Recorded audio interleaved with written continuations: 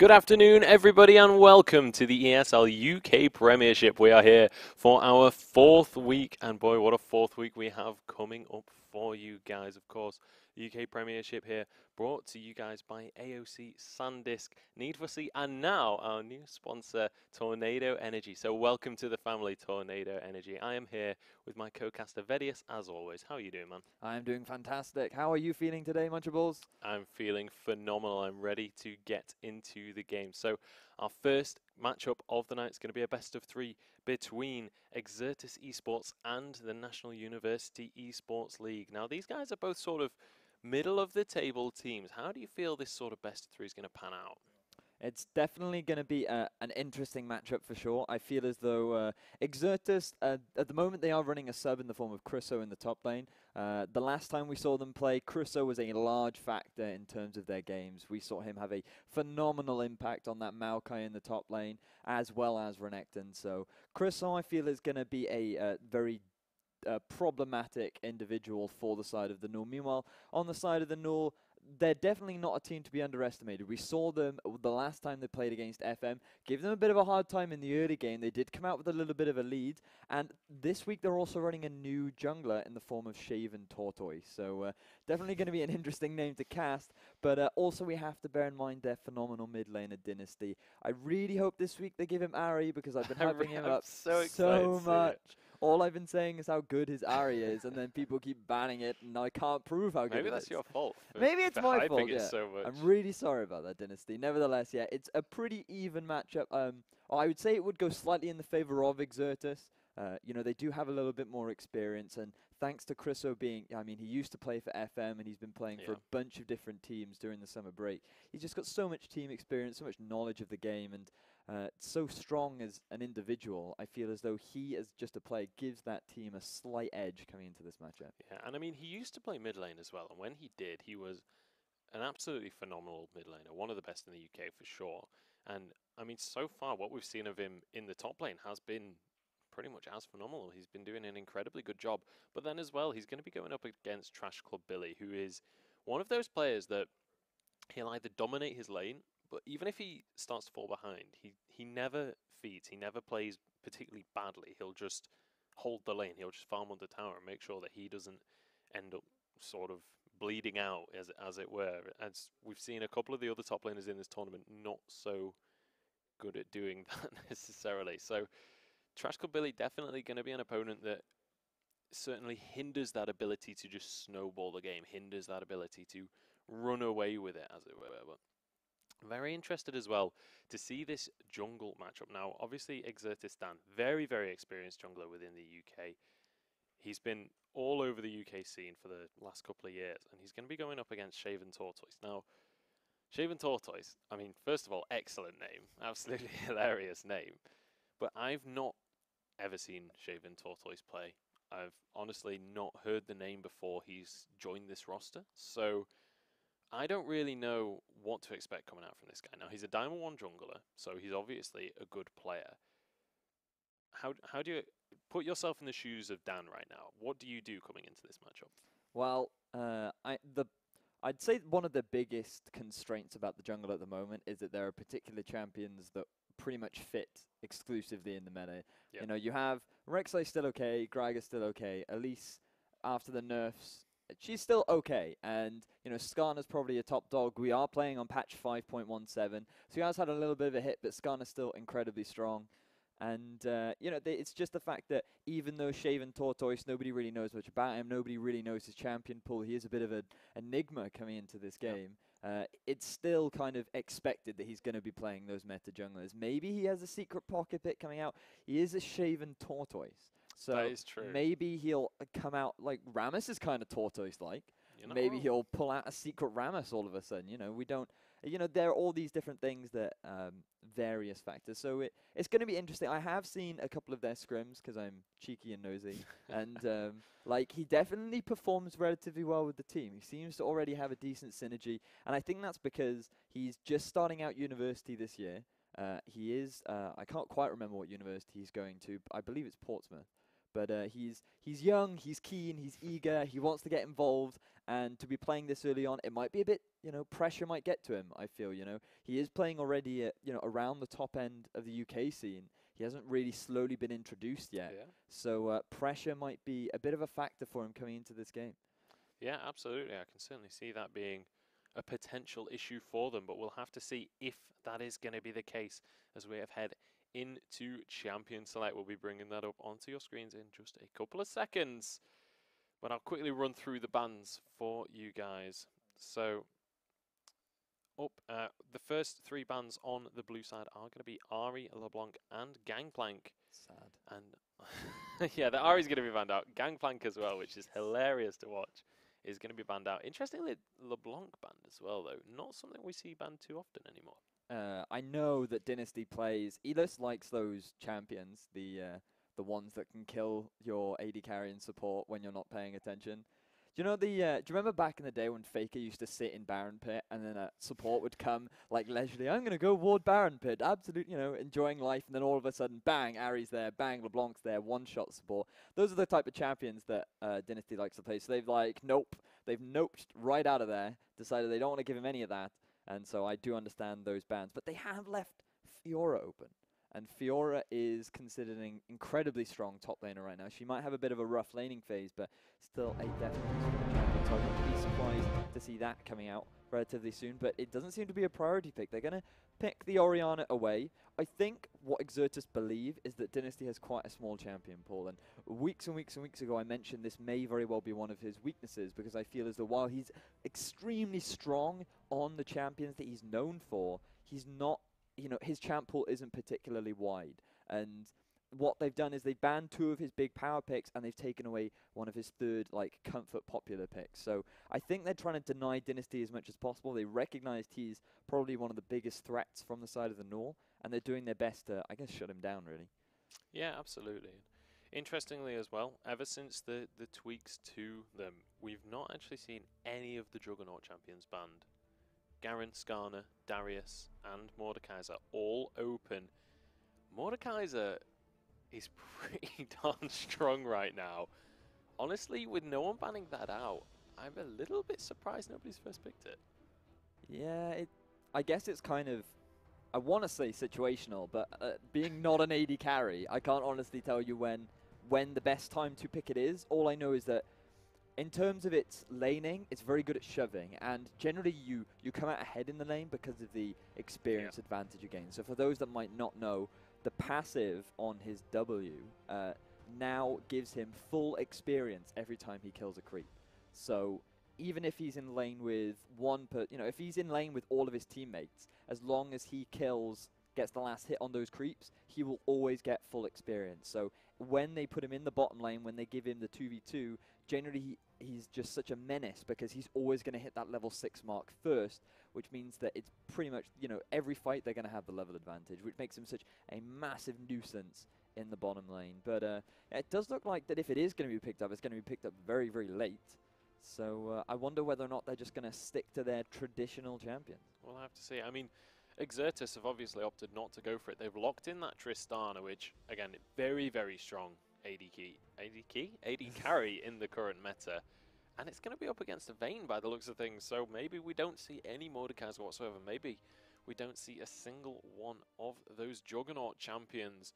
Not 100% surprised for the majority of them, but Mordekaiser, I wouldn't have been at all shocked to see that one locked in. But it is going to be the Vayne locked in for Ayuki there. We've seen him do incredibly well on mechanically intensive champions. We've seen him play the Kalista already. I believe we've already seen him play Vayne as well. So very, very comfortable on those high mechanical champions. And actually, Mordekaiser being hovered. I've got to assume that that's just a troll hover. It is just a troll. There's no way they're playing He's disco also rolling mode. disco. Yeah. Yeah. I don't think there's going to be any party time in the bot lane for this game. But they are hovering over Annie right now. But yeah, while they're hovering over that, while they're trolling us a little bit, we can go back and talk about the fact that Bez is going to be playing his signature Alistair. Now, that is a champion that he has been playing a lot, fairly consistently while he's been playing in the NUEL. It is a champion that he has been allowed to play, and it is incredibly strong in the current meta. As well as that, Shaven Tortoise is going to be getting that Rek'Sai. So definitely going to be a comfort pick for him. But then on the other side, there's going to be Dan on that Nunu. And the last time we saw Exertus play, they banned that Nunu away from him because we know how strong this guy is on Nunu. He loves to be a terror, runs into the enemy jungle, takes all your camps, consistently warding up the enemy jungle. The vision control coming out from Dan is just so impressive. And the fact that they've given it away along with a Tristana could spell some trouble coming into this siege game. And if they're going to lock in this Diana, then they're really going to struggle to have any wave clear and way of managing this really strong siege coming out from Exertus. Yeah, you're not wrong there. And I mean, the compositions are just about locked in. I wouldn't be surprised to see the Diana locked in. It is good versus that Orianna. You can hold your own in lane. We'll see if that is going to be the final lock-in. But across the compositions, very sort of all in from both of these teams here. I mean, you've got the Orianna, you've got a Renekton, you've got a Nautilus there coming out from Exertus. So they're going to be wanting to go for those fights. And actually, we see a Lux locked in. So Lux is one of those champions that isn't very commonly seen in the competitive scene. However, within the UK scene specifically, there is more than one mid laner that really loves this champion. DX Alchemist on Choke Gaming, he is renowned for how much he loves to play Lux. And now we're going to see Dynasty play in that mid lane as well. Interestingly, Hovering Smite. I don't know whether he's going to change that or whether he's going to go Runeglaive Lux. Pretty sure that I think that's just a bit of a spectator. I hope he's going to change that. Because we've got Chriso running Barrier Cleanse, so... Yeah, we've still got 20 seconds. Yeah. Barrier Cleanse Renekton, the new meta. And there might still be a little bit of a party in the bottom lane. Subtomic running that Clairvoyant. I believe that. No, that's Clarity, sorry. Clarity, yeah. So he's going to be making sure he's got plenty of mana in the bottom lane. But yeah, as you mentioned, Lux. Personally, I don't like the champion. I love the champion. It's one of my I mean, champions. I loved playing her a while back, but my biggest issue with Lux. Okay, so if we identify the strengths and weaknesses of Lux, the strengths of Lux is she has fantastic pick potential. If she lands her light binding, you're almost certainly going to die or take a massive chunk of your health, right? The problem with that is the rotation of her spells are ridiculously long. Usually, you'd be lucky to get 2 rotations out in a single team fight because of how long those cooldowns are. So that's kind of the reason why I don't like Lux, because in terms of a team fight, usually she doesn't do very much, and if she misses her spell rotation, that's massive. So it's going to be up to Dynasty to make sure that he lands those skill shots. But then saying that, I know Dynasty is very good at landing his skill shots. He is very good at Ahri, that is entirely skill shot dependent. And so I'm expecting a similar performance to come out from his Lux. But it does offer them slightly more wave clear against the strong sieging coming out from Exertus. Thanks to that, the Tristana combined with the Nunu, their ability to shove down towers is incredibly strong. And with Chriso playing that Renekton in the top lane, they also have that potential fairly consistent split push threat. And with the composition coming out from the NUEL, the only person that's really going to be able to deal with Chriso is that Vayne. I mean, I'm sure Billy should be able to hold him, but with the new Titanic Hydra, I mean, I ran it recently. Titanic Hydra into full tank is just so scary on Renekton. Terrifying. It's so strong. And I mean, the thing is, one of the biggest weaknesses about Renekton before was his tendency to get kited. But now with Dead Man's Plate, it's a lot harder to kite him. So I feel he is a little bit stronger in the current meta. Might not be the best, most strongest top laner, but definitely a lot stronger than he was relative to pre-patch notes. I mean, we've been seeing him creep into competitive play as well. We've seen it a few times up in that top lane. And generally speaking, when you're playing against other lane bullies, when it comes into this sort of carry top laner meta, Renekton is one of those champions that excels in that kind of scenario. He's fantastic at winning those early levels in the lane, especially if it's against a more defensive top laner. And, I mean, even against things like Aurelia, against Jax, against all those kind of carry top laners, he can easily hold his own, sometimes even just completely dominating the lane. So I can certainly see the merits of that, and we'll see how well that's going to go. I want to quickly talk about this jungle matchup because, I mean, we touched on the Nunu very, very briefly at the very start. We haven't really got into detail about it, though. Nunu, I mean, if you guys aren't aware, maybe you haven't played against him particularly, he doesn't get played that often, but when he does get played, he is so obnoxious to deal with. Yeah, thanks to the Consume that is effectively Smite version 2, he just walks. That also heals him. Yeah, he kind of waddles into your jungle, lovely shaking him. Why does he do? Because he's a Yeti. It's a lovely little dance that he's doing as he wanders in. Yeah. Anyway, it's like a Christmas jig. Yeah, exactly, a Christmas jig. That's why it's Disco Nunu. But yeah. So he walks into your jungle. He's going to rush an early Sightstone. He's probably going to get the first jungle item, which could very well be the challenging smite. That is something that you do see on Nunu's. Just increases his DPS a little bit when trading. Yeah, he's just going to walk in. He's going to get that early Sightstone, and then he's pretty much just going to spend the rest of the game warding up. And he's going to be like, okay, guys, I'm going to tell you exactly where the jungler is all the time. And you're never going to get ganked because I'm always going to know where the jungler is. And if the jungler does try and gank you, then I'm going to steal the rest of his jungle. And so Dan does that so phenomenally well. He is so well known for his Nunu, for his ability to gain that vision control, he pretty much dictates where the jungler is going. And for Shaven Tortoise, brand new guy on the UK scene, already being thrown into the deep end, I feel like he might have a bit of a tough time because Dan has been playing with, top end players. He is in like borderline challenger area. He is just around that the point zone in terms of his master. So he knows how to, he's familiar with this level of play, whereas Shaven Tortoise might not be. So well, we don't know. That's the thing. This is the thing. He is the enigma coming into this game.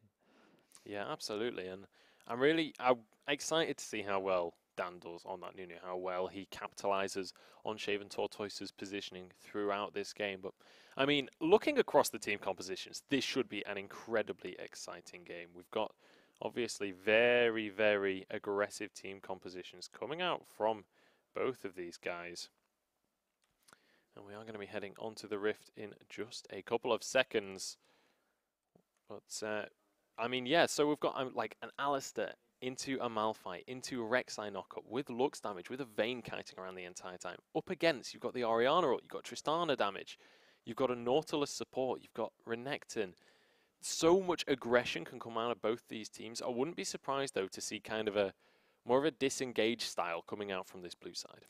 Yeah, they do they've kind of got a mixed composition. I mean, they do have the late game scaling of both Lux and Vayne. Both of them scale incredibly well into the late game.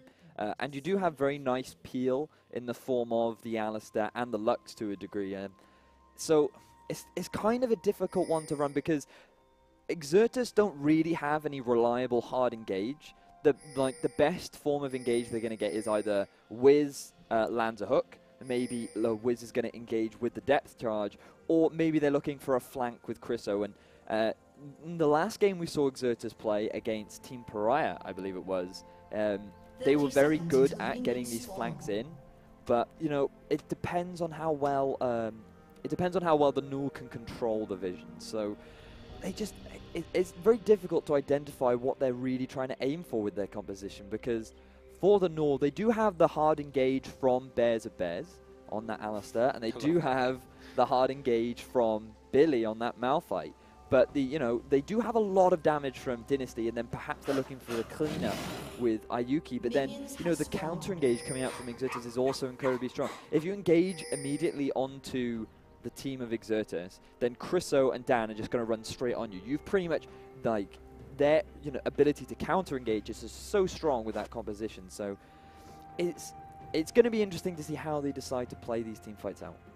Yeah, interesting jungle start here coming out from Dan as well. We see he's going to go for the smite onto his wrist and head straight over towards his red buff, so donating that early level 2 to his laners and also just getting a head start on that jungle player, on that player, so he'll be able to go for that early pressure, and at the same time we see the top laners respectively, one starting on those wraiths, and then we see the double jungle going around up for this red side. Shaven Tortoise and Trash Cup Billy using that duo buddy system.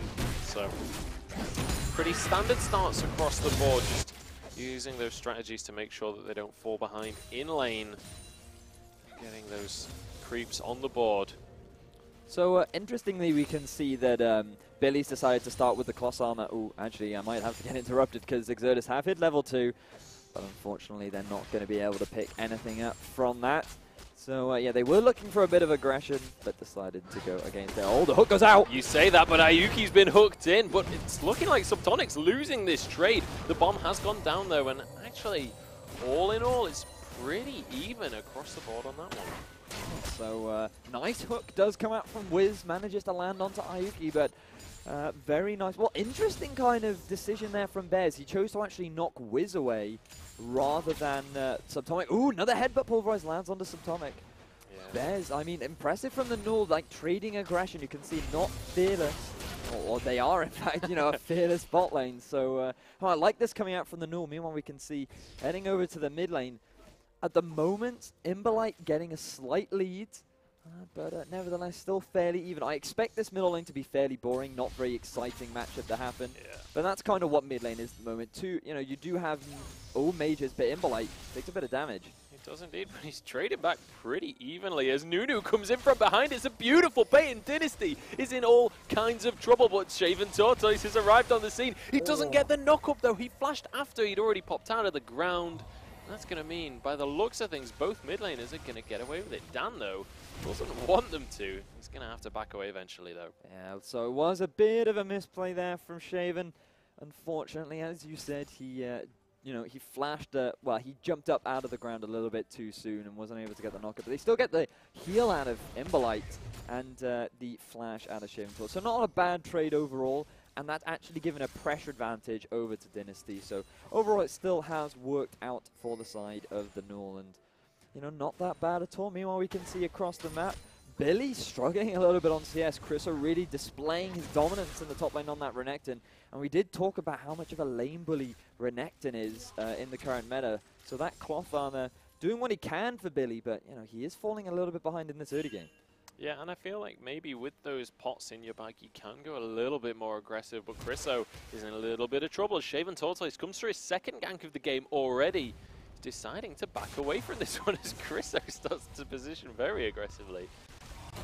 Bit of a poor decision. Oh, Bears might be in trouble. Oh, he certainly might. The bomb is ticking on his head, but Dan, I mean, when you're playing that Nunu, your ganks aren't going to be that great this early in the game, so he's just going to have to back away with that one. Going to head back over and, as Nunu does, head into the enemy jungle and start to munch up on those jungle camps. So this is exactly what I was talking about and what Dan likes to do. He saw that Shaven Tortoise was in the top lane, decided, okay, this is my opportunity to get in, get some vision down. It is only the trinket ward, so it's not going to last that long, but still vision nonetheless. Going to keep an eye on where Shaven Tortoise is.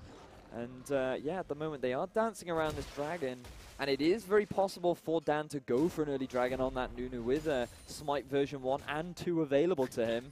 So that is an option available, but it is very important that they maintain vision control if they're going to go for this very early Drake. We'll have to see whether or not Dan decides to go for that. And you have to remember that if you are going to go for an early Drake, it's very reliant on the amount of pressure that's coming out from the bottom lane. And at the moment, we can see that Ayuki and Bears are the ones that are actually getting a slight lead in this bottom lane at the moment.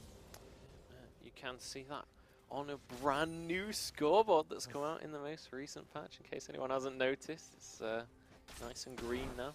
Matches the in-game HUD, so that's nice. Thank you, Rito, for that one. And the lovely background, you know, green scenery, green. Yeah, it's all very nicely themed. Do you have green eyes to put back to your eyes? I don't have green eyes, unfortunately. I have blue eyes, but Bears is going for a headbutt. I was trying to think of a way to incorporate blue into that headbutt, but headbutts generally are not particularly colourful. Yeah, no, I can't think of anything. Meanwhile, we can see Tortoise getting vision control over the river. He does spawn out Chriso and Dan thanks to the Tremor Sense. But yeah, not much is going to come out of that. Meanwhile, we can see at the moment fairly safe start all across the board at the moment. Yeah, unfortunately, a bit of an unexciting early game, but that is to be expected. Well, from Dan, he's not playing a particularly gank-heavy jungler, and it's kind of hard for Tortoise to be able to apply any real pressure in this early game, thanks to you know, the advantages being gained in the bot lane and kind of the lack of damage that comes out from Lux in this early game. So you know, not really much going to be happening. I expect a large amount of the action to start kicking off around, well, the straight. Yeah, absolutely. They see Dan has come up to this top side of the jungle, and they're going to be able to take a trade off of this one pretty much for free. Yeah, and as we said, the moment these Drakes get started is the moment Dan decides. But Chriso taking a lot of damage in the top. Oh, he certainly is. Billy's going to win out the 1v1!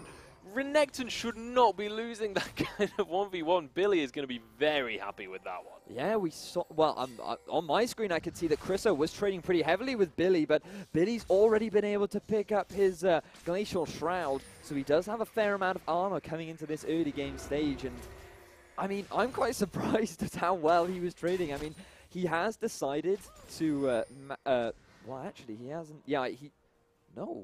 He's decided to max his Seismic Shard. That's extremely interesting coming out from Billy. I thought that he'd actually decided to max his Ground Slam in that trade, and it would have made a little bit more sense because of the reduced attack speed. Would have made it very difficult for Chriso to trade heavily, but the additional damage coming out from his Q meant that he could trade pretty well. Meanwhile, in this bottom lane, we do see a few more trades coming out. Bad guy Ayuki standing next to Bears as the bomb is going off so that he can share the damage with his support. So, not so nice guy Ayuki in the bottom. Not a nice person. Actually, I don't know. I don't know the guy. One day I'm sure Bears is a lovely guy. I'm sure he is. I'm sure he is.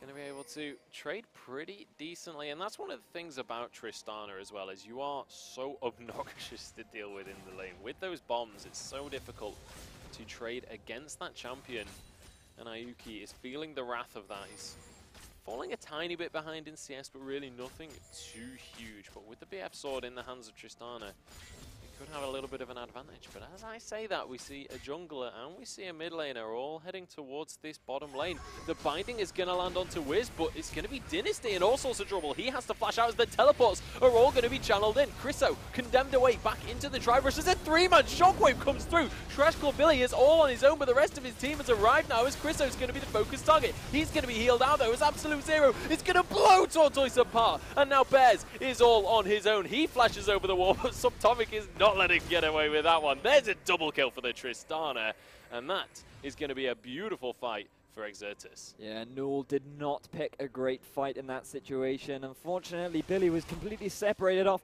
from the rest of his team, and they weren't really able to maximize their team composition. You can see the teleport coming out leaves Billy completely on his own, and Chriso is effectively 1 versus 4ing in that choke point, and thanks to that fantastic shockwave, keeping everyone from joining Billy. He's just sitting there taking a bucket ton of damage. Slowly, Chriso does go down, thanks to the DPS coming out from Ayuki, but the fact that Ayuki and Dynasty can't really join the fight, focus the targets that they need to focus, basically means that the backline of Exertus can easily bring down the front line of the NUEL. So, bit of a poor fight from the side of the NUEL, but very well played from the side of Exertus to, manage their abilities, keep NUEL away and prevent them from doing the damage that they need to do. Yeah, absolutely. And I think one of the most important things that's come off the back of that fight is look at Subtomic right now. Not only is he 10 CS up, he's also got those 2 kills on top of that. He's already got a BF and a pickaxe. He's not going to be too far away from that Infinity Edge. There's actually, the flash going to come out of Dan just to get the slowdown. Look at the damage onto Bears. He's not going to have his ultimate available. He could be in all sorts of trouble. If Subtomic can just get a couple more autos, then he can. That's going to be Rocket Jump refreshed, but he's not going to go aggressive as the rest of the NUEL have finally arrived. Exertus Dan throwing out that snowball just to slow down Ayuki.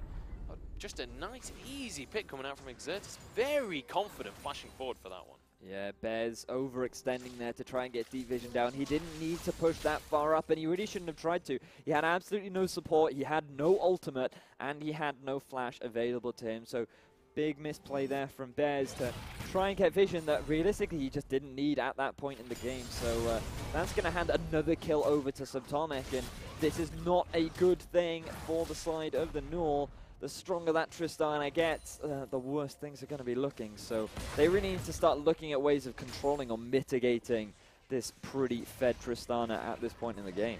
Yeah, absolutely. Billy actually going to be forced out of lane here. Terrible news for him as he doesn't have the teleport available. In fact, he's deciding. He's well aware that that's an awful situation. He's just going to hang around in lane, try and get a couple more minion waves. Does not want to fall too far behind in CS. He's already 30 down. He can't really afford to get any further behind at this point. And again, the aggressive trade's coming out, but Wiz has gone for a fight that he shouldn't have as the jungler has entered the fray. He's getting chunked down by those silver bolts, and they're actually golden bolts with this skin. But Wiz in all sorts of trouble. One more auto is going to be enough as Subtomic stunned against the wall, but Dan has arrived on the scene. The bombs, the slows are coming through. Dan trying to do what he can, but the amount of knockups coming out from Tortoise and Bears, all of the animals are here. It's going to be more than enough for them to back away. Yeah, nice pickup there for the NUEL, getting something back. It's still a little bit far behind in terms of the gold, and that's just thanks to the huge number of kills that are currently sitting on Subtomic, as well as that top lane tower that was just picked up. And Chriso, even though he is 2 deaths, he's still doing incredibly well on that farm. And this is kind of a problem with Malphite, constantly being shoved under his tower. Does make it hard for him to get the farm that he needs. So well played by Chriso, using the champion as it's supposed to be, trying to dominate that early laning phase, build up whatever leads that he can. So a very impressive performance coming out from Chriso once again in this game between the NUEL. Yeah, absolutely. If you take a look at the gold as well, Chriso is actually ahead, but we don't have time for that right now as Wiz is in all sorts of trouble. The knockups coming through onto that Nautilus yet again. He's going to be going down straight away as the damage comes through from that AD carry. Ayuki doing work on the Vayne. But it's just looking like it's a 1-for-0 here. Nice pickup from the NUEL. Yeah, supports, they're constantly out of position in this game right now, constantly trying to get vision that they just really don't need to get, putting themselves in unfavorable positions. And the Dragon has been started off. I imagine that the NUEL are just going to leave this uncontested, and they're going to hope to try and get that top lane tower, as Chris's teleport is still down. So wise decision from the NUEL to hand that Drake over. Does mean that it's going to be 1-to-1 in Drakes, and that's not at all bad for the NUEL at this point. Honestly, I don't know if they're going to be able to get this tower right now. Billy just doesn't have the damage. Chriso's well on his way. I don't think Billy will be able to clear that minion wave in time to finish that one off. So, a little bit unfortunate for the NUEL there to not be able to grab that one as well. But as you say, even in Dragons, so not all is lost. And with just a 1.8k gold lead in favor of Exertus, while they do have an advantage in this early game, it's nothing so huge that the NUEL are in that much trouble right now. No, it's just that what they really need to do is coming into these mid-game team fights, they need to concentrate on who they're focusing. Right now, Impolite won't do very much damage. He has completed that Athene's Unholy Grail, so his damage will be fair, I would say. But it's not like he's going to be bringing the house down with the amount of damage. They really need to concentrate their efforts onto bringing Subtomic down, and they do have the champions to do that. With Billy on that Malphite and with the follow-up from Dynasty, it's definitely possible for them to bring him down almost immediately, and it's just a matter of whether or not they recognize that coming into these team fights. Absolutely. Impolite starting to struggle a little bit in this mid lane. Dynasty managing to force him right underneath his tower, and that's one of the things that you can do when you're playing this Lux. Orianna is just going to have to play so safe here, because the split second he comes anywhere nearby, Dynasty's going to throw out that Lucent Singularity, and he's going to throw out that Light Binding, and if his ultimate's available, he can pretty much just one combo.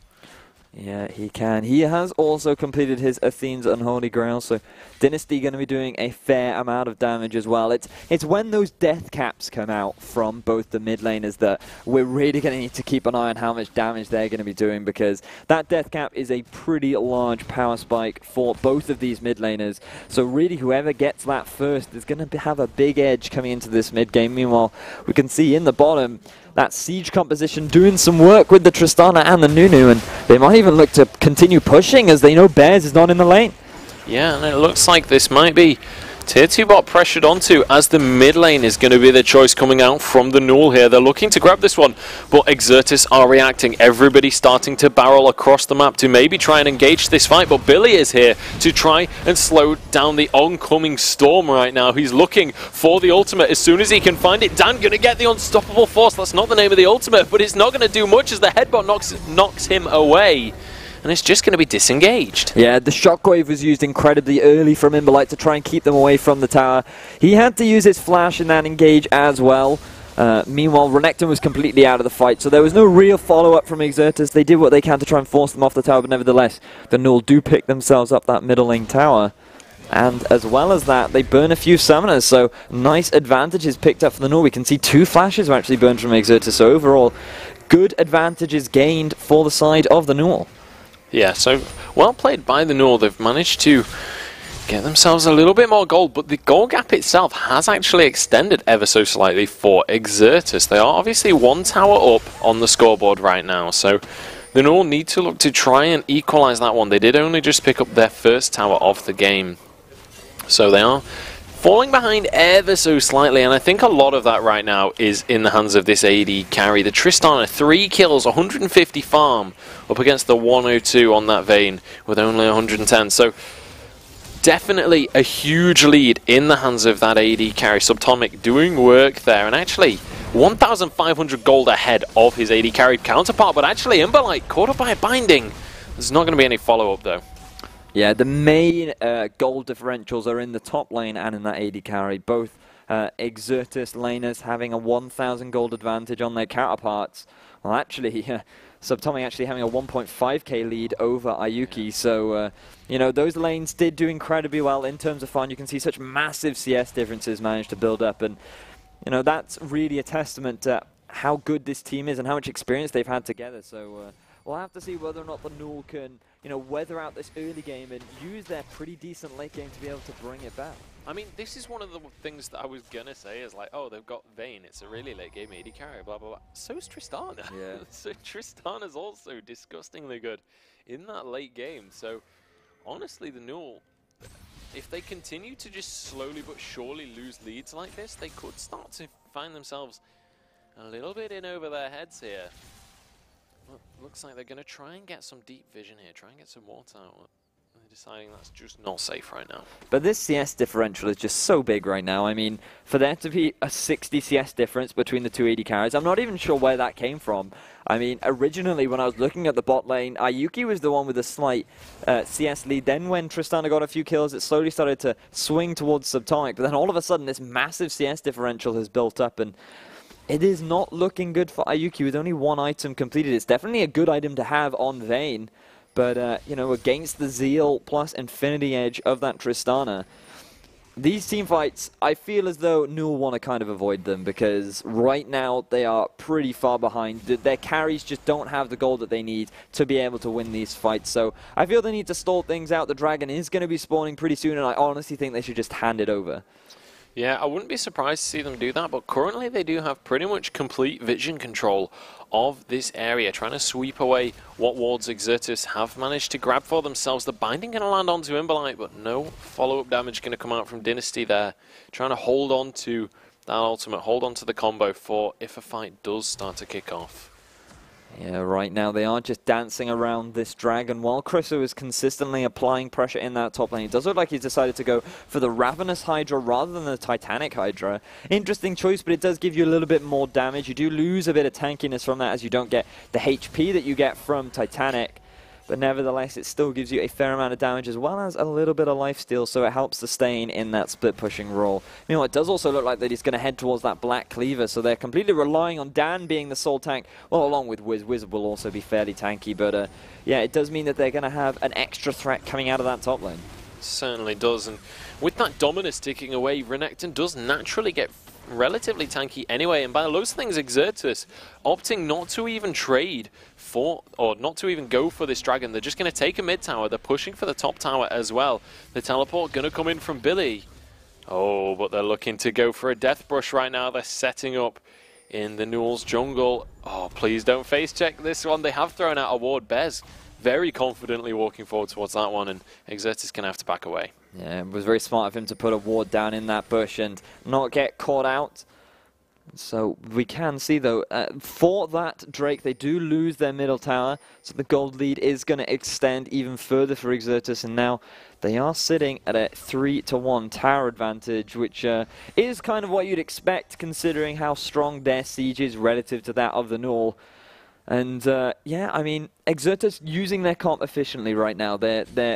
They have a good siege composition. A large amount of their gold is on the split push threat of Chriso as well as the good sieging champion of Subtomic. So using those two champions together to get these early towers is exactly what they want to do, which is, you know, so they're doing that phenomenally right now. Meanwhile, Ayuki just doing his best to get as much gold as he can, because of how far behind he is. That CS difference is just slowly extending further and further out. And they need to get Ayuki in a side lane, and they need to put more gold onto him, because right now, the thing is, it doesn't matter how far behind Billy falls in terms of CS, because at the end of the day, he is just an ultimate.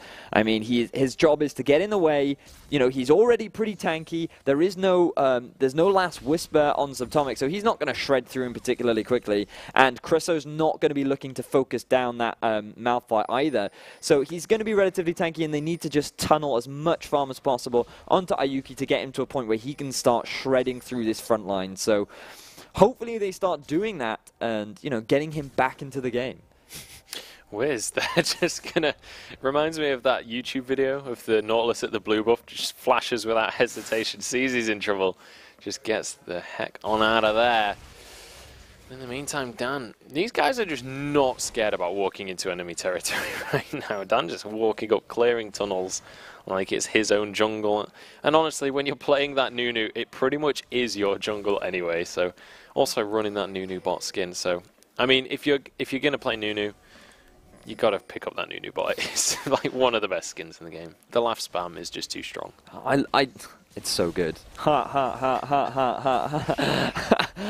It is disgustingly good. I feel like it needs a nerf, but Dan in a little bit of trouble. The rest of his team coming to back up, and we could well see a team fight coming out here. Billy looking for an opportunity to get that unstoppable force off, and it's going to be Wiz in a bit of trouble. Yet again, there's the flash knockup coming through. The absolute zero channeling across, but the laser finishes off Wiz as Cristo enters the fray. Shockwave only onto the support, though, as Renekton grabs one. Ayuki trying to kite these guys back, but he's just not going to be able to. The stealth not going to last long enough for him. Subtomic jumping to safety, and now trying to DPS over this wall. The red buff going to be doing work, but he gets caught up by the Lux binding. There's no damage, though. There's the ultimate.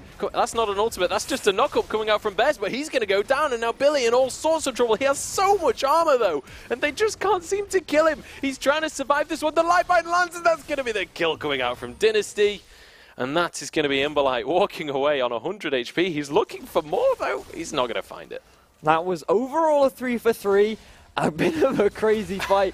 Dynasty doing work in that fight, or as much work as he can. You can see that with Wiz's flashes down, they immediately commit onto him as much as they can. Wiz still managing to do what he can, though he absorbs a lot of the damage coming out from the side of the NUEL. And you can see Ayuki taking so much damage before the fight really kicks off, and that pretty much set Subtomic and Dan up to pretty much sit on his face. But they do bring Dan incredibly low, forces him out of the fight, and at this point, things are looking really good for the NUEL. The binding lands, pretty much all the damage coming out, and Dynasty was looking for an auto attack, but he just couldn't get it thanks to the damage coming out from Imbolite. So they overextend, they overcommit while the cooldowns are there for Dynasty. And unfortunately for Dynasty, he wasn't able to follow up, but he does get a reverse pickup onto Subtomic there. So he does get the shutdown gold, and that should be him completing his death cap soon, which means that he's going to hit a massive power spike coming into this next fight. So overall, a fairly even trade, but Ayuki might be in some trouble in the top. He certainly might. He's just going to go straight down. And in the meantime as well, Imbolite did go down just after that replay. Got caught out being a little bit too greedy, and Dynasty picked him off with that laser, followed by a Prey Seeker from Tortoise. So a couple more kills came onto the board during that. The gold lead still just under 4,000 in favor of Exertus, though, as they look towards this tier 2 tower in the top lane. Look at the damage Tristana can do to that one, but Crisso's gone a little bit too deep. He needs to flash out of that one.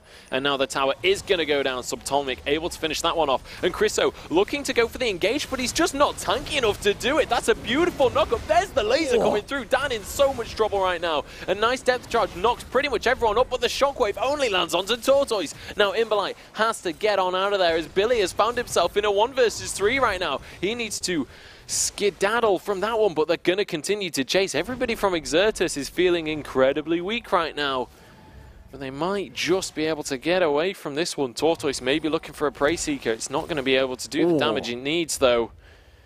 And it looks like the NUEL are going to back away from this one in the end. Yeah, that was a nice engage coming out from the side of the NUEL. The follow-up from Dynasty to get that ultimate out really did some work onto the front line of the side of Exertus, and they have decided to start off this Baron. I think this isn't a great decision, considering that all of the Exertus have bought home guards. They are rushing back, and A bit of a back and forth game, mistakes being made either way, but nevertheless you have to recognize that Exertus were able to pick up the first tier 2 tower of the game, and that is what their composition is great at. They do have that fantastic siege, the ability to take towers, and this is a game of objectives, so even though they're able, for the side of the NUEL, to pick up a couple kills, you know, kills don't win games, objectives do. So at the moment, Exertus still leading this game, still pretty much hold the momentum, I feel. So I feel as though this next Drake fight is going to be an important one, considering how the momentum of the game is dictated. Yeah, and this could be so important for the NUEL if they can get the third one on the board. Not only getting that 5% movement speed, but getting themselves one step closer to that 5 Drake position. That aspect of the Dragon just does so much for your team. It gives you so much power, not only in the team fights, but also increases the damage you do to buildings by a significant amount. So it's just a fantastic all-around buff to have. We'll see if they're going to be able to grab this one. They're going to be starting it off. Prey Seeker use just to kick everything off here is Billy. Desperately trying to clear away this pink ward. He's completely surrounded by the enemy team, though. Teleport going to come in through from Chriso here as Billy is going to look for an ultimate. There's the absolute zero. It's only going to land onto one. There's the combo coming through. Chriso all on his own in a 1 versus 4. He's going to go down. Billy sacrificing himself, but it is more than worth it for their NUEL right now. They're going to be able to pick up this Dragon for themselves. They get the 2-for-1 trade as well. So that was the wombo combo that we were talking about at the start. I wasn't sure how well it was going to work out, but it definitely worked out in that fight right there. You know, who would have thought that light beams could do so much ridiculous damage? We can see here, Trashka, Billy, and Tortoise doing a good job of zoning out the majority of the members from Exertus, as well as Bears doing what he can to keep Chriso out of the fight. But that beautiful binding lands onto both Dan and Imbolite, which pretty much sets up the engage for Billy to go right ahead. Unfortunately, they weren't able to bring down Imbolite. Just short a little bit. That's all thanks to that little Athene's. You know, Athene's acting as a lovely wall. That who would have thought that chalices were the counters to light? And I mean, here we are. So if you're worried about, you know, getting sunburned, just bring your chalice out with you. It'll just keep you alive, you know, prevent the light from doing too much damage. So they do pick up one kill in that fight, I believe. They weren't able to bring Chriso down, and they do get themselves the Dragon as well. So nice swing in momentum, and this is what I was talking about. The NUEL right now, after winning that fight, are going to be feeling pretty confident. They're definitely going to be, even though there is a slight goal disadvantage, the vast majority of that is the difference in towers. You know, the champions are pretty even in gold, they're pretty even in items, so, you know, this game is still definitely open. And, you know, I'm looking at Dynasty. If he can keep landing bindings like that, if he can keep landing the damage and the skill shots, things are definitely going to be looking up for the NUEL. They certainly are, and I mean, so far we've seen them successfully get these kind of combos off. We've seen it multiple times, and with the composition as well, you've got Alistair, you've got Malphite, you've got Rek'Sai. There is so much to just keep the Exertus lineup in place for Lux to be able to get that laser, and also just appeal for Ayuki in these fights so he can just keep on kiting away. Honestly, right now, I feel like Exertus need to work with Chriso a little bit better. We've seen a couple of times Chriso going a little bit too deep, and with how much damage he's built as opposed to tankiness, he can't really just go for those 1v4s like that.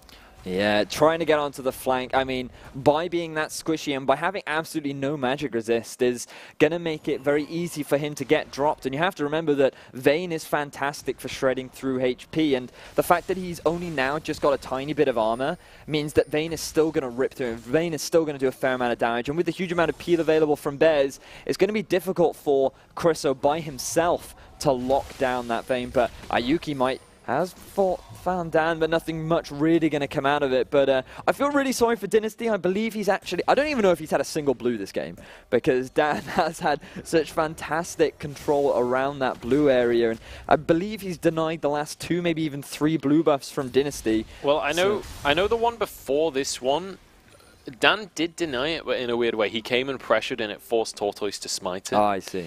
So while he didn't necessarily get it, he also did deny Dynasty from getting it. So certainly working out. Look at this in the bottom lane. Billy really doing some work. Certainly is. They're in a 1v1, but this is one that Chriso is going to win out slowly but surely. Billy going to have to run away from that one. But 2-5-3 on this Renekton, he's really not feeling the Baron. all that strong, as the Baron is going to kick off. Ayuki all on his own though, and Subtomic going to capitalize on this one. He's going to go down. The skill shots aren't going to land from Dynasty, and Subtomic's going to pick up a second solo kill. No, the heal comes out at the very last second, but Bears is in a 1 versus 2 right now, as we see the 1v1 between the junglers up there. Nunu versus Rek'Sai. It looks like Nunu is going to be winning this one. Oh, the Grumps! The Krugs even take him down in the end, and now Billy trying to escape, but he's on a ward. Subtomic looking to pick himself up yet another guy. Look at the damage out of Billy. What just happened? He's going to pick up both carries at this rate. Impolite in so much trouble. One more shard is not quite going to be enough, and now Dan and Wiz have arrived onto the scene to protect their carry. The flash coming out from Billy, a little bit over the top there, I feel. But now, in the meantime, Chriso has been pushing in that bottom lane with the Baron buff, and he's picked up an inhibitor tower. Yeah, I can't believe Exertus went for that Baron. I mean, they do have the double smite that we've been talking about. Smite V1 and V2 means that it is pretty easy for them to take that Baron, and considering how strong Subtomic is, he is incredibly good at dealing damage, bringing that Baron down incredibly quickly. And you can see that, unfortunately, the NUEL weren't able to react fast enough. They weren't in a position to really do anything. And Shaven Taurus couldn't quite get the smite down. The teleport came out extremely late. And Ayuki was Subtomic was pretty much free to do as much damage onto the 2 carries of the NUEL, meaning that he was easily able to pick up a kill, force all of the summoners out from Dynasty. And now that momentum has swung right back in the favor of Exertus, I really like that play coming out from Exertus to just make the decision, right, we're going to do Baron. It's going to be extremely hard for them to contest us because and it all stems from this fantastic vision control coming out from Dan. He knew exactly where the NUEL were, where their positions were, and they utilized that to be able to pick themselves up a Baron. So really good job from Exertus, and with now an open Nexus, you can see them pinging down on it. They're just going to keep Chriso split pushing on the side. Billy's going to have a tough time clearing all these waves out, and with the fantastic siege potential from Subtomic and Dan, it's going to be difficult for the NUEL to be able to hold out from this siege. Yeah, that's going to be a tier 2 going down there. And you were speaking about vision control. Just look at all the blue wards in the NUEL's jungle right now. There is literally nowhere the NUEL can go outside of their base without being spotted out by Exertus at this point, which is such a terrifying concept when you're playing on that team. And it's actually going to be Ayuki going super aggressive against this Renekton, using those Vayne mechanics to try and kite it, but he's going to be going down. No, survives. Only with the dangerous game, the bomb is going to be enough. That depth charge coming out from Wiz is going to be a game changer right now, as the AD carry traded for the top lane at Absolute Zero, channeled across, as that's going to be both AD carries going down now. And Exertus maybe having to back away from this one, but Bear's in all sorts of trouble. There's a shield coming out though from his looks, and now Tortoise has re-entered the fight. He's got the knock up onto Wiz. This is the messiest fight I've seen ever, I think, as Billy is looking for more. They're going to be able to get one onto Wiz. Dan is going to be the next target, who's also going to go down, and now Impolite, the last member of Exertus remaining on the map. He's going to be slowed up by Billy in any second now. Can they even get onto this one? He's going to try and kite away. Billy is very, very low on HP as Tortoise tunneling on. They could be doing so much, but they're just chasing onto the mid laner right now. And that's finally going to be him. He's not even going down. Impolite, what are you? This guy is just taunting them right now. Please spam your mastery emote right now. I need that to happen. He's not going to do it. He's going to leave me hanging. That is going to be a dragon eventually for the NUEL, as Chriso has teleported in and he's found Ayuki. He's looking for the counter 1v1. He's upset that the first 1v1 happened. He's going to force that AD carry away, and he's also going to stop the dragon from happening. Oh, Impolite got so low. Wow, while all that off screen, Dynasty tried to pick up a cheeky kill onto Impolite, but call that fight. I feel as though that was just incredibly messy from both sides. It was Exertus overextending just a little bit too much, and then again, the NUEL also overextending, tunneling too hard for that kill. They could have picked up the 4th Drake, and that would have set them up nicely for a 5th Drake win condition. They are going to lose another. Oh, hook goes down. God, there's another fight going off, and a 3-man knockup comes out from Billy. Is it going to be enough? It looks like it might be, as Dan is about to go down as well. 2 kills over to the NUEL so far, as Billy is looking to get the slowdown onto Subtomic. Are they going to be able to find it? Ayuki charging forward with that final hour. He's got the movement speed. One more auto attack will be enough to finish him. Subtomic going to be going down. And that is going to be a 3-0 in favor of the NUEL. And there's not a whole lot Exertus can do about it as they head towards the top lane. Yeah, they engaged onto the NUEL in a choke point. I mean, who would do that against the Lux?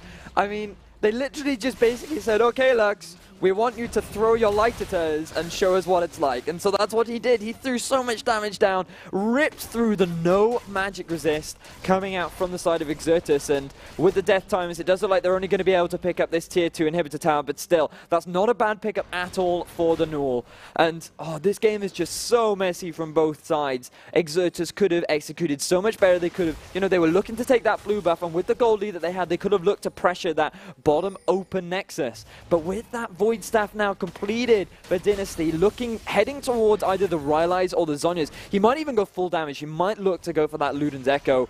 I mean, things are slowly swinging back into the favor of the NUEL. I mean, I feel as though they have more momentum right now. Billy is so incredibly strong with his build. You can see Shaven Tortoise getting incredibly tanky, and it's just... I'm getting worried for Exertus right now, because as much as I'd like him to be spamming that NUEL off, I just don't think he can right now, because their only hope right now is Subtomic. Because, well, saying that, Imbolite, bit of a hidden secret there. He's level 17. He's got a huge amount of damage available to him. Assuming he can get that right shockwave followed up by the huge amount of damage from Subtomic, they can easily swing these team fights around. They do still have a 5,000 gold lead, so while the momentum might be in the favor of the NUEL, Exertus definitely aren't out, and they're looking for a Baron. They certainly are. And honestly, this game so far has felt a lot like SK Gaming's last split. Just absolutely so messy and just completely disappointing for both teams right now. And, I mean, they're going to look for this Baron, but honestly, I don't know if they can fight the NUEL right now. It's been so difficult. The NUEL have been edging ahead on each of these fights, just managing to win by 1 or 2 kills. If they can get just a slightly cleaner fight, I feel like the NUEL might just be able to take it. But then again, last time we saw them fight the Baron pit, Subtomic almost soloed out both of the NUEL's carries. So we'll see if that's going to be a repeat of the last time, or whether Exertus are going to be able to find something for themselves finally. Teleport advantage here, though, for the NUEL. Maybe this is an opportunity for them. But if they do teleport, they're almost certainly going to lose their inhibitor. So this is pretty much going to be a 4 versus 4 fight. And as you said, these fights are going to be completely dictated by who sets them up and how the fights, how the teams choose to play the team fights. Because if they can land another light binding onto the right targets, then it's definitely going to go in the favor of the NUEL. But if Exertus can set up the fight in their favor, if they can get the positional advantage and allow Subtomic to pretty much free to get onto the back line, then Exertus are going to be the ones to come out ahead. It's completely reliant on the positioning and how both teams engage these fights. So we're going to have to keep a very close eye on the vision control coming out and how they choose to set up the fights. Dynasty taking a huge amount of damage from Imbolite, but he's going to be all right. He's only on half HP. That's going to be Shockwave on cooldown, and maybe this is the green light for the NUEL. Shaven Tortoise is looking like it might be. He flashes, but he's not going to be able to connect the knock-up. Not even close, actually. That's a bit unfortunate for them. There's a knock-up onto Dan, though. Is Ayuki doing a lot of damage? Final hour is going to come across as Dan in so much trouble. A beautiful knock-up. Imbolite has to flash away from this one as well as the first kill goes down. In the meantime, the inhibitor has dropped as Chriso is looking to split push. The NUEL, they have to send someone back to react to this one. But Billy, he's not going to be able to get back to base. They're going to stop the recalls. And Chriso is looking to maybe try and end the game right now. All Exertus need to do is stop these recalls. They're not going to be able to, though. That's going to be Billy going back. It's going to be Ayuki going back. Or is it? Imbolite actually in all sorts of trouble. The Ignite is ticking. Bears, though, has to use that ultimate to try and get away from this one. Imbolite, one Prey Seeker away from death, but he's going to be able to dodge it. That one blocked out by Subtomic. And after all of that, Billy managed to save the day. They do still have a Nexus tower there, but the teleport finally going to be available for Chriso. He's going to TP in to stop this Baron for the NUEL. But a nice headbutt from Bears is going to stop that. He goes down, though, as Wiz is going to be traded across support for support right now as Chriso gets the stun onto Ayuki. That's a double kill for Subtomic that he's looking to clean up. That's going to be the triple kill when that explodes. He's going to be able to jump forward if he needs to. Billy in all kinds of trouble, and maybe, just maybe, this might be looking to be a Penta. He's going to jump over onto Dynasty. He's going to be able to get it. It's not a quadra kill, though. It's just a shutdown. He's not going to get the Penta, and Billy doing a huge amount of damage, but it's just not going to be enough. Subtomic doesn't get the last kill, gets the unofficial quadra, but this could well be lights, actually. There's only one Nexus tower remaining for the NUEL. where do I begin? That fight was so ridiculously extended, but the main thing that I'm going to say is that that went heavily in favor from Exertus right from the start. I said that if Trash Company leaves that bottom lane, they're going to lose an inhibitor, and that's exactly what happened. They could not afford to have Billy leave. They just had to keep him there. They had to fight the 4 versus 4, and they just had to, you know, they had to hope for the best. And by drawing the entire NUEL team to the Baron, all they had to do was kite around. Dan intentionally threw his life away in order to be able to win that fight. You can see here, going for this Baron was such a massive mistake because Ayuki and Dynasty just took so much damage from the Baron itself that Subtomic and Chriso were able to clean up. That is a really good use of the teleport coming out from Chriso, and it was just poor decision making coming out from the side of the NUEL. They shouldn't have gone for that Baron. It was incredibly greedy. They should have just backed off, reset everything, you know, and unfortunate, just a slightly poor decision making coming out from the NUEL. They didn't recognize, you know, they didn't look at the map, they didn't realize what their win conditions were, and Exertus just had superior control over the map. Really well played from Exertus. Well, I want to say really well played. It was kind of a lot of misplays were coming out of that game, but in terms of the Baron fights, in terms of the Baron control, Exertus did a fantastic job. They certainly did. They're going to be able to edge out that first game, and I mean, honestly, when just 5 minutes ago, that could have been going either way. I had no idea who was going to win that one. But in the end, Exertus able to put their first win on the board in this best of 3. But with how close, with how messy that game was, the NUEL could definitely come back for a second game. We are going to head into a short break, but do not go anywhere as the second game will be coming in just a few minutes.